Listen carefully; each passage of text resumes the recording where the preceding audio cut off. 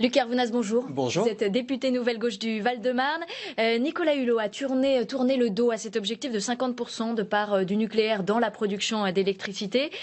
C'était une promesse de François Hollande, une promesse inatteignable de la part de l'ancien président? Moi, je trouve ça très triste de voir le Nicolas Hulot qu'on a vu depuis des décennies maintenant porter les questions environnementales, baisser les bras et se faire chasser par le Nicolas Hulot devenu un peu un politicien. Parce que j'ai écouté hier avec attention les explications de cette reculade.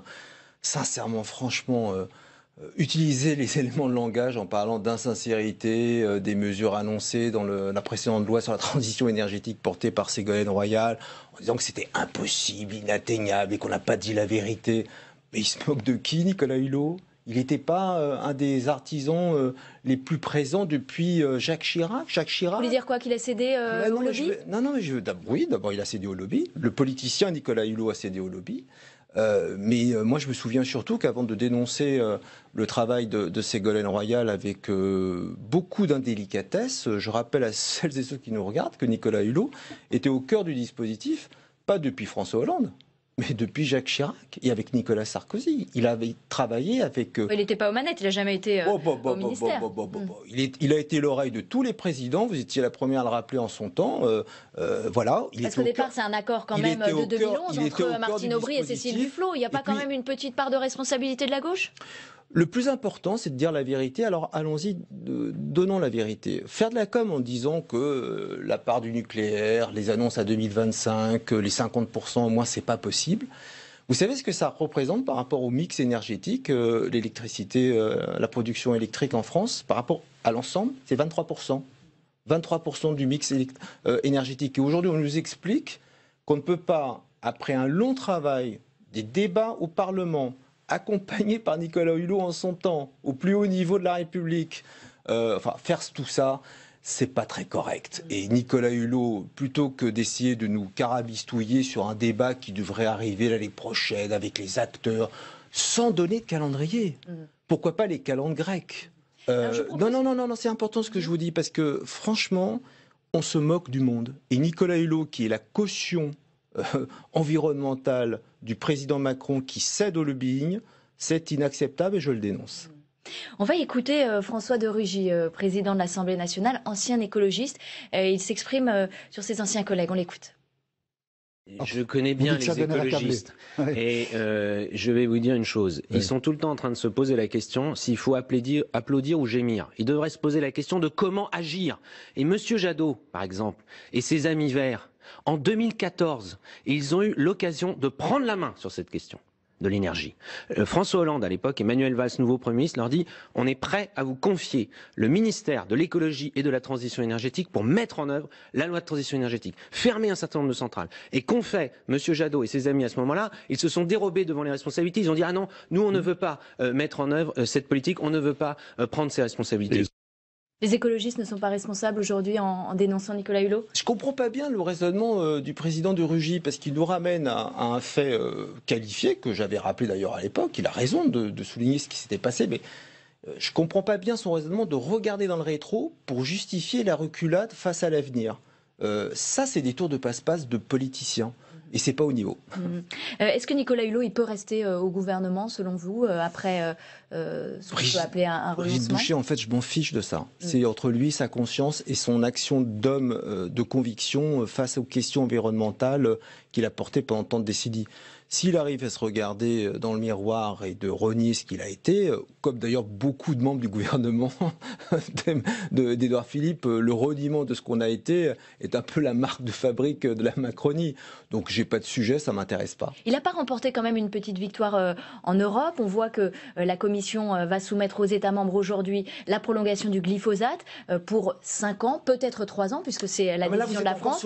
Alors qu'on est... Oui. Moi je suis dans le aussi, et en même temps sur le glyphosate, je pense que la France fait le travail qu'elle a à faire en ayant fermement tapé du poing. Mais ça, c'est pas grâce à Nicolas Hulot, justement? Non, mais ça, c'est grâce à tous les responsables politiques, emmenés aujourd'hui par un gouvernement qui a été choisi démocratiquement. Mais pardon, la question du glyphosate, si vous nous interrogez au groupe Nouvelle Gauche, nous avons les mêmes débats. D'ailleurs, on l'a entendu par certaines voix des membres de mon groupe.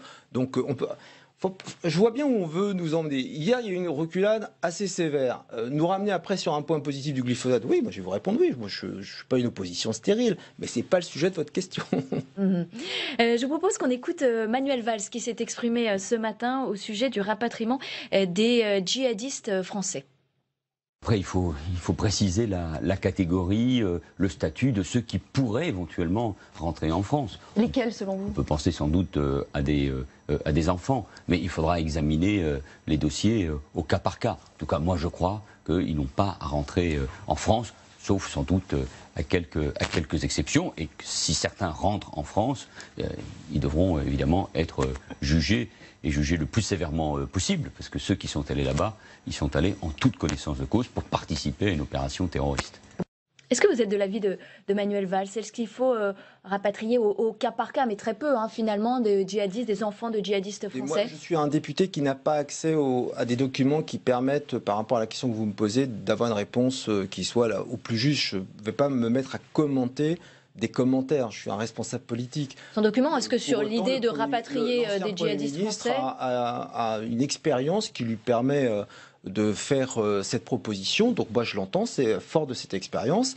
Et donc c'est une voix qui doit, dans la question qui nous anime à l'instant T, être entendue. J'ai été de ceux, au moment où nous reconduisions, je crois que c'était au moment du 3e ou 4e état d'urgence au sein du groupe socialiste au Sénat, justement de faire extrêmement attention à ceux qui revenaient. Il y avait eu un débat entre nous à l'époque entre pas trop de fermeté vis-à-vis des repentis. Ce n'est pas une question de fermeté, c'est une question de protéger nos compatriotes face à celles et ceux qui peuvent être des bombes à retardement quand ils reviennent sur le sol national. Et sur ces questions-là, il faut la plus grande fermeté. Et l'ancien Premier ministre a raison de souligner cette fermeté, cette attention particulière qu'il nous faut avoir. On ne peut pas avoir de laxisme sur un sujet comme celui-là. C'est ce que disait aussi Emmanuel Macron. Emmanuel Macron qui vient de fêter ses 6 mois à l'Élysée. Quel bilan vous tirez de ce semestre ? Mais il reste encore 4 ans et demi, et le bilan le tirera dans 4 ans et demi, et les Français jugeront. Moi, je ne vais pas commenter les 6 premiers mois. La loi travail. Si vous voulez, on peut tirer le bilan de la nuit dernière. La loi antiterroriste. On va juste tirer le bilan de la nuit dernière. Le plus grand plan de casse sociale vient d'être voté. La suppression des emplois aidés. 160 000 emplois aidés sur le carreau. Ce sont des femmes et des hommes. C'est des gens qui étaient utiles dans nos services municipaux, dans une commune comme la mienne à Alfortville, et qui étaient utiles dans des associations comme les Restos du Cœur.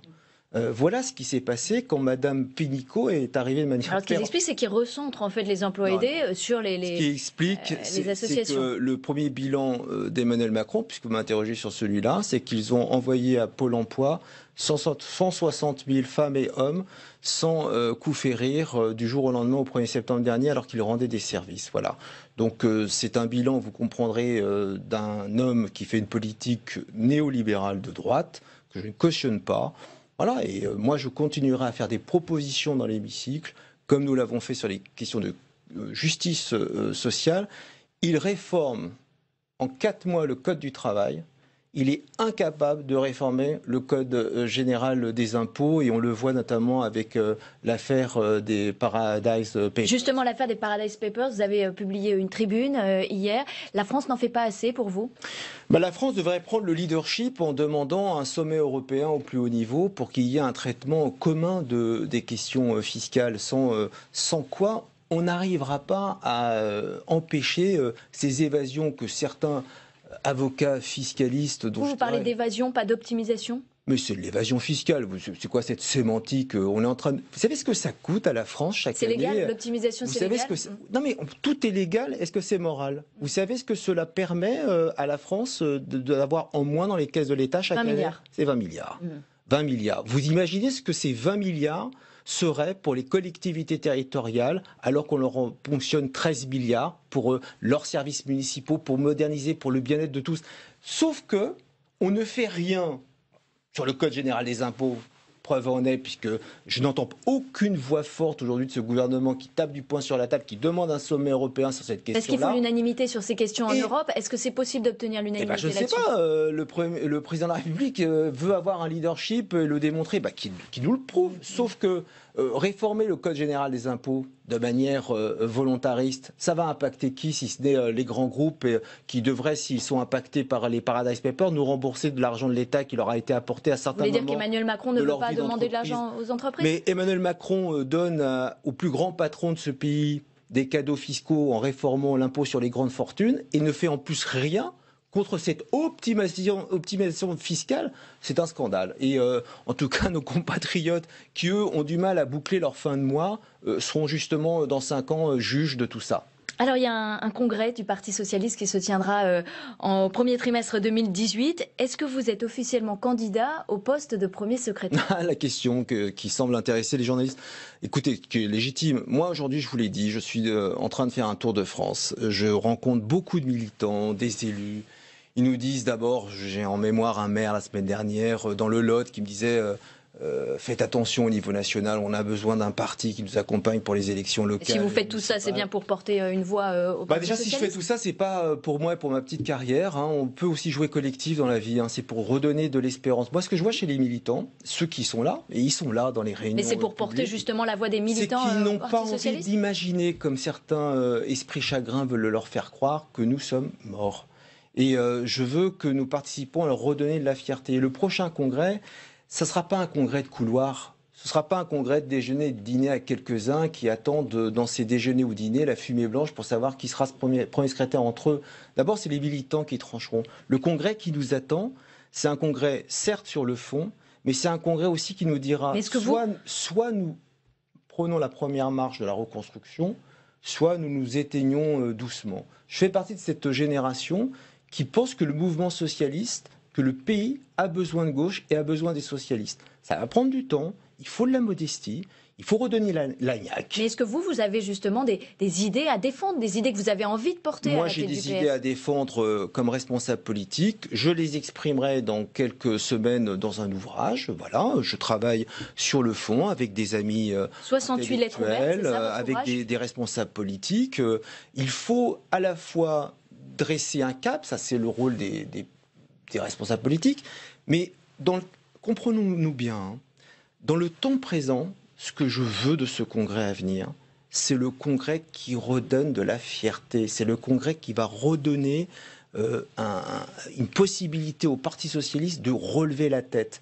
Les grands textes qui vont nous dire de manière péremptoire, voilà comment on veut diriger le pays, 9 mois à peine, une grande débâcle, je pense qu'on n'est pas tout à fait dans le bon tempo.